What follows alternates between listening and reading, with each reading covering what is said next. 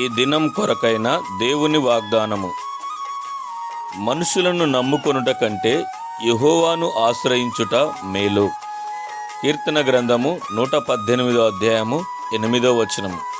ప్రియమైన దేవుని బిడ్డలారా, ఇన్ని దినాలు స్నేహితులను, బంధువులను, రక్త సంబంధులను, ఈ లోక మనుషులను నీవు నమ్ముకున్నావేమో, లోక మనుషులను నువ్వు ఆశ్రయించావేమో.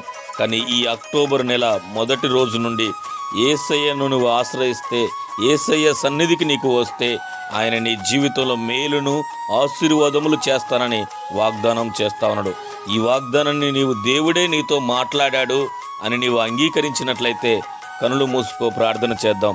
పరిశుద్ధుడు అయిన తండ్రి, జీవాధిపతి, నీ ఘనమైన పాదముల వందనాలు. ఎందరైతే నీ వాగ్దానాన్ని అంగీకరిస్తున్నారో వారందరి జీవితంలో మేలును, ఆశీర్వాదములు జరుగునట్లుగా నీ కృప దయచేయమని యేసుక్రీస్తు నామమున ప్రార్థించి వేడుకొనుచున్నాం తండ్రి. ఆమేన్.